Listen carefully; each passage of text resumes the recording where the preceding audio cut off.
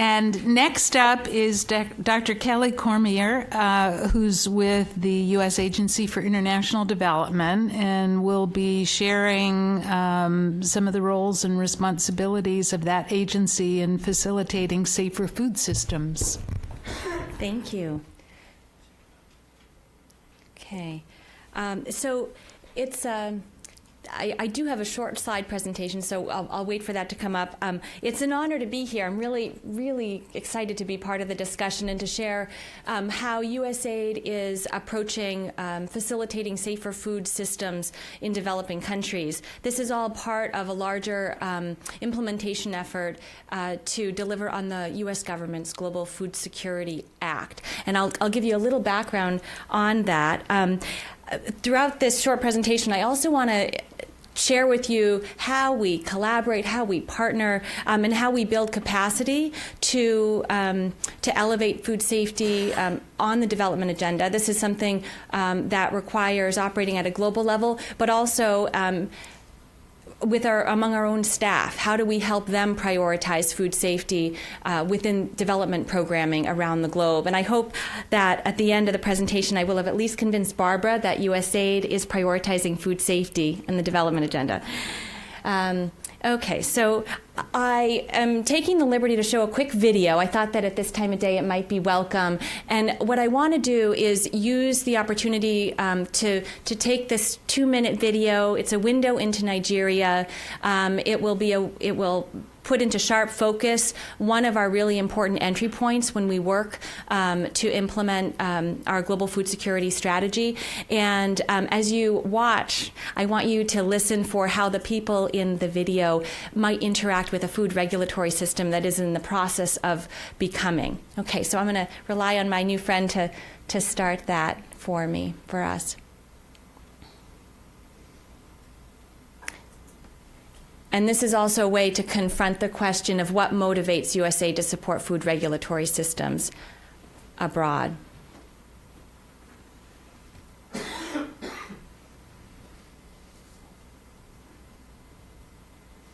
And I think we need the volume.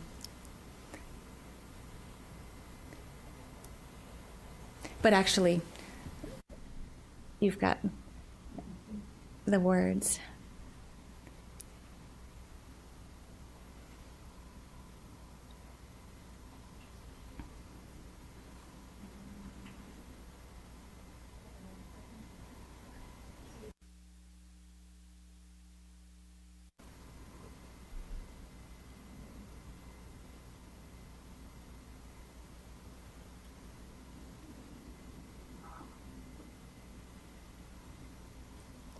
So maybe this will just be silent, but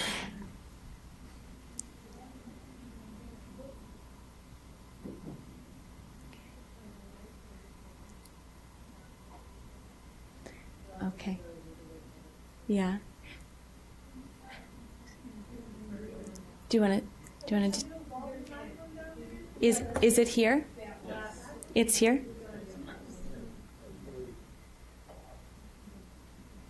Okay. I can summarize, too, if this isn't going to work. It's okay. Yeah. Well, so here we have Afwang, who is an entrepreneur in Nigeria, and she's telling the story of how she started the Real Fruit Company.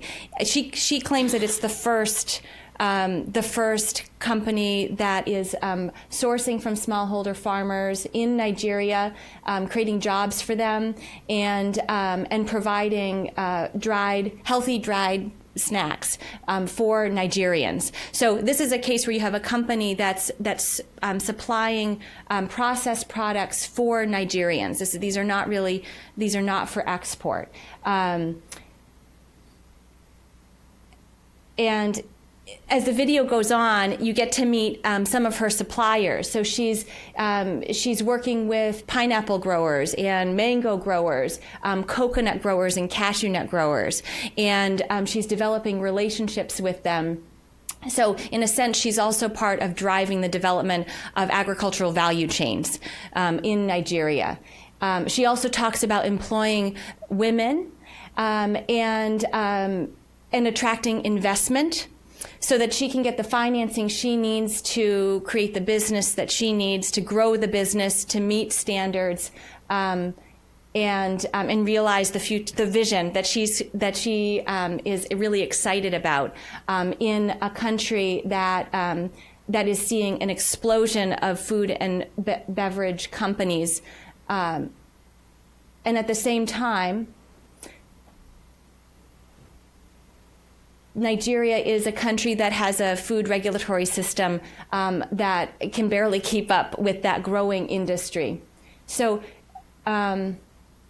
I think what I'll do is just stop here, so we can go back to the presentation. But that's really the point. So this is the context, and the Global Food Security Strategy and our Feed the Future initiative is working with Nigeria is one of about 19 target and aligned countries, but we do serve in USAID around 52 countries wherever agriculture development funds appropriated by the U.S. Congress are allocated. We support agricultural development there. So I'm going to provide the perspective of a bilateral donor agency and how we're delivering on a strategy that has as its objectives agriculture-led economic growth, resilience, and nutrition. And then I'm going to talk about why food safety is essential to delivering on that. But first, I want to share how we got to a place where we're prioritizing food safety, because we didn't always do that. Barbara knows. But that's partly because we're also working in partnership with 11 other agencies. That's by law. The Global Food Security Act mandates that we work with agencies across the federal government. USAID is the lead agency, and in this space, our primary counterparts are in USDA, FDA, Commerce, the Office of the U.S. Trade Representative, and it's in our imperative to work very closely together. So we're not a regulator, but we all have a job to do. And you'll see that part of the story I want to tell is how we define our roles in this space. And then, of course, as you go out further, we all have a certain role to play. So I think that the committee can also consider with us what are the different roles of different actors in this space. I wanted to note, too, that it was interesting listening to the conversation earlier today. We've frequently come back to this statement about how different models are going to work for different countries. So this video of a growing business in Nigeria is designed to also help us reflect on where is Nigeria today, what model would work for them. And I have a USDA colleague who likes to use the expression, why should we be working towards a Mercedes when a Chevy will do? I guess that's kind of an American expression, but it really goes to the point that Parwan Agrawal made earlier this morning, Steve Jaffe in a Safe Food Imperative report, and others today. There are going to be different models. So you can go to the next slide, please. So I wanted to also note that and Barbara did this really well, highlighting some of the trends that we need to be paying attention to as we focus on what to prioritize going forward. But first, a little bit of additional background. I mentioned the Global Food Security Act, and I wanted to make a really strong point that this act enjoys very broad bipartisan support. It was passed in 2016, and it was reauthorized in 2018 for another 5 years. It's authorized at $1 billion a year, and the strategy that we developed in partnership with our 11 agencies outlines how we work together to facilitate objectives, and we do see that increasing food safety it's essential to delivering on all of these objectives. I mentioned that this is $1 billion a year investment, and I think what's really been impactful is when I speak with colleagues around in missions around the world, and with my administrators and others in the interagency, the numbers are really helping us to focus on this issue. We will not be as impactful as we want to be. We will not deliver not just on our objectives, but on the Sustainable Development Goals that we're also committed to if we don't address food safety and protect the integrity of food. So this is really front and center now. we have a new awareness on the role of food systems and diet. So the focus on agriculture, food systems, and nutrition is in sharp focus, and that's also a big motivator of our work going forward. Also, by way of background, I wanted to note that we focus on agriculture because evidence shows that it's one of the most effective pathways out of poverty, and poverty is still one of our core objectives at USAID. We work across food systems, and we're also testing models for engaging the private sector. So we've heard a lot of discussion around working with industry and private sector engagement. And part of what I want to leave you with is insight into how we're engaging with the private sector to drive change. We also work as part of our approach with host country governments. One of the last questions to the last panelist was on I think the gist of it was, are there any conditions that you place on countries before you make investments? And I wouldn't say that we place conditions, but we do. It's a prerequisite to have a country strategy that we develop in partnership with country governments to guide our work. And what's been really exciting is to see that host country governments and also regional economic communities see the value of the food security agenda, and we are hopeful that food safety is going to increasingly be on that agenda. We support the creation of these country-owned agendas that prioritize domestic investments, including in regulatory systems, institution building, and policy capacity. And when we reflect on the results to date, and now we're looking at 10 years of work, we see that early adopters of agenda implementation have achieved annual agricultural growth rates that are 3 times higher than those countries that haven't taken this approach. And annual GDP per capita growth is 2 times higher. So we've been able to reflect on some of that. And it puts in sharp focus the need for systemic change and political will, too. That's something that came up. When we look at Africa, the Feed the Future partner countries in Africa in particular have outpaced their neighbors regarding domestic investments in agriculture. They've increased their investments by an average of 25%. That represent an additional $719 million per year in public investment.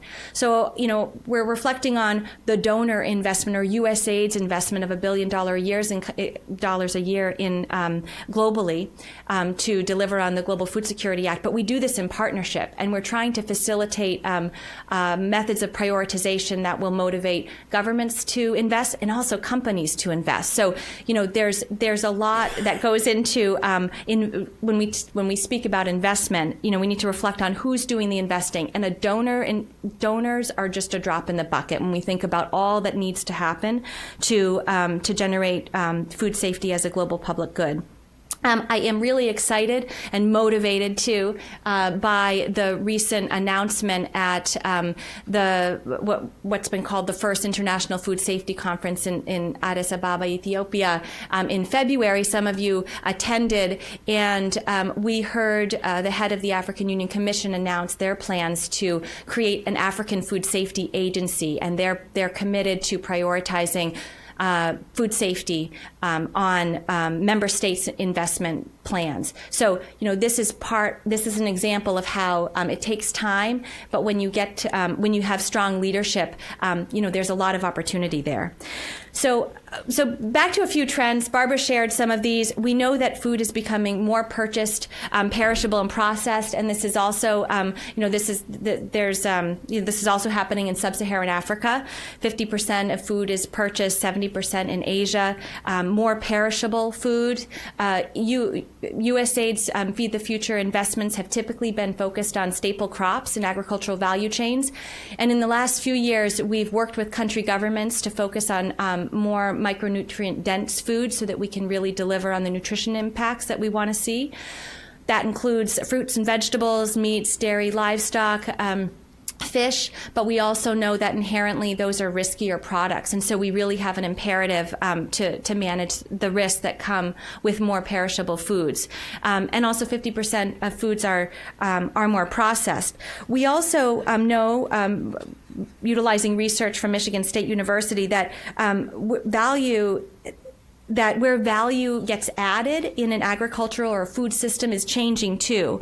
Today, 60% of food's value is added after production, 20% is at retail, and 40% is in between that and the consumer. This middle system, this hidden middle, as one economist calls it.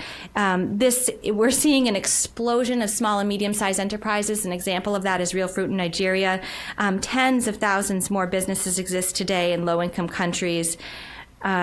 This hidden middle includes processing, packaging, transport, and other off-farm enterprises that are essential to moving food, not just within countries, but regionally across countries. And inter-regional agricultural trade is really important too. So thinking about how countries work together in this regulatory space is something that we're paying increasing attention to. This is a space full of opportunity. We'd love to see food prices go down. We'd love to see food waste and loss go down with new technologies, but we also have a situation that's increasingly risky. So we get that, and we need to manage it. Okay, so this is what's motivating us, and we know we need to pay attention to this, and we're increasingly defining our role in this space. As I was preparing for today, I was reflecting on many of the presentations that I've delivered to try to elevate food safety on the development agenda at different fora, and Listra, Antoine at the end of the table can appreciate this. We've been building a call to action in the development community for many, many years. And I feel like the momentum is building to a point where we have lots of recommendations. We do have some evidence. There are lots of gaps in information, but we are prepared to act. And I think that, I forget who said it, maybe it was Barbara, sometimes it's overwhelming. Where do you start? But I think that we're prepared to start, and we're prepared to help de-risk some of our partners so that we can get going on this. One of the things that I was doing in 2012 was working with interagency partners, particularly USDA and FDA, to start taking stock of what were we doing as a U.S. government in terms of food safety capacity building. And you're probably not surprised, and we weren't either, that our systems don't speak to one another, and our metrics are horrible, and we were not being strategic. And I'd like to think that we've gotten more strategic. Can't speak to the reporting systems, but I think we've also improved on metrics as we think about how to measure intermediate results. In 2012, we also joined the Global Food Safety Partnership, and at that time, US FDA joined along with us. That was an attempt to coordinate with the private sector, academics, and others. Claire remembers this. We were working hard we knew coordination was essential at a global level, and we thought that we could scale up a really effective regional model that we were observing in APIC. We didn't get so far as to find ways to collaborate so effectively in low-income countries, but we're getting there. I remember prior to the launch of the Global Food Safety Partnership, my colleagues and I queried our colleagues around the world in Africa, Asia, and Central America to get a sense of what their critical food safety concerns were.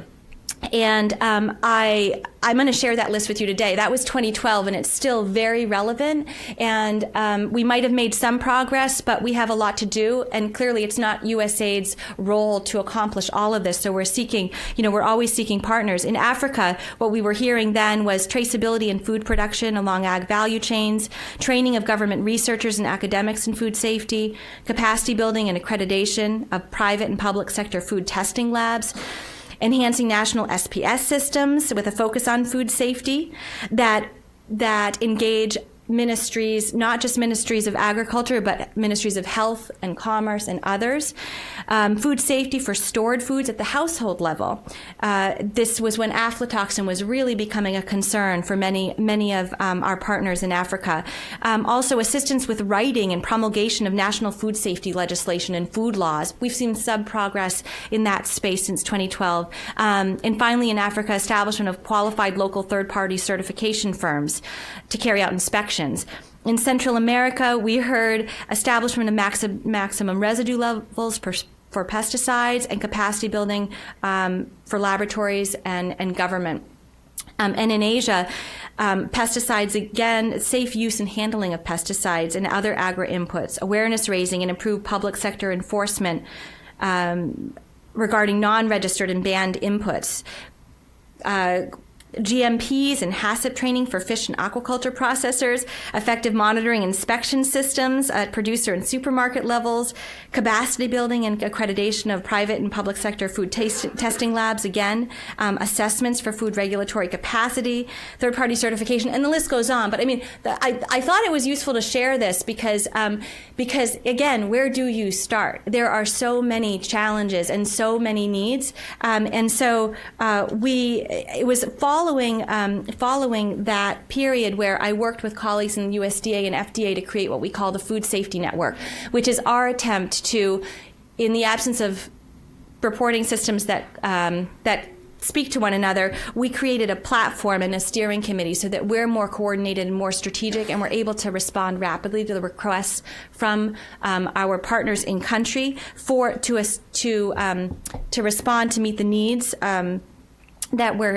some of these needs that we're hearing about. This was also a period when the U.S. Food Safety Modernization Act was being developed, and we were hearing lots of concerns from partners. They wanted to know more about what was going on, and we used this platform to help alleviate some of those concerns and provide information and awareness raising.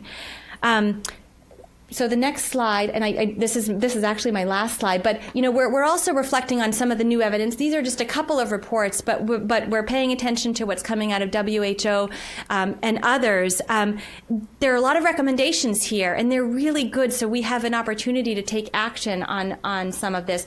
Again, these are some highlights from. These are some of the trends that we're seeing. This is sustained call to action.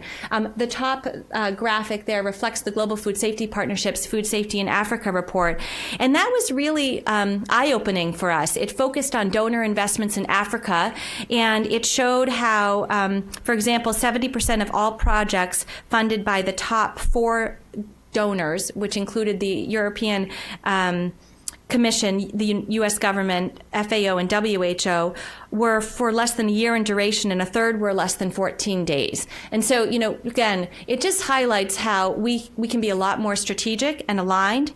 20 of the largest projects with a sample size of 538 accounted for 72% of the funding. So big projects, and most of those were going towards aflatoxin and trade capacity building. Less than 5% of the projects focused on affecting African consumer markets, and one of the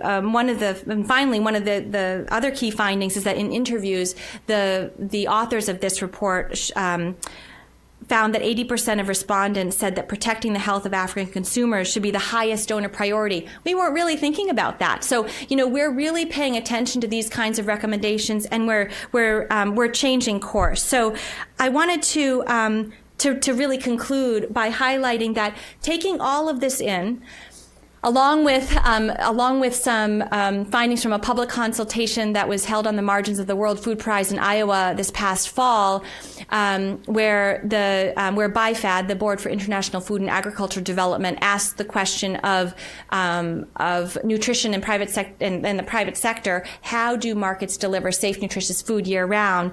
It reinforced the role of working with businesses. We know that the private sector can contribute to safer food system outcomes, but there must be a business case for them to invest. There must be incentives that enable them to take the risk in many of the markets that we're talking about, that USAID works with within our Feed the Future countries. We know that policies, food standards, and regulations can guide and provide incentives for the private sector to improve the availability and access to more safe and nutritious food. And we need to do what we can to enable this to happen, to facilitate this space. So all of this is to say that we came up with some guiding principles, and I'm going to really end here. These are guiding principles for our own action, and we're working hard to communicate with our own staff in missions around the globe, and our partners. So one is, and we're not sure how to do this yet. So, we take recommendations. We recognize that the hazard-based approach that we were taking in the past, where we focused on things like aflatoxin, that was important. It was meeting short-term needs, but we do want to put into practice a risk-based approach, and we are open to applying best practices, and we'll look to people to help guide us in that. We also see our role as facilitator and collaborator among all food system stakeholders, not just donors.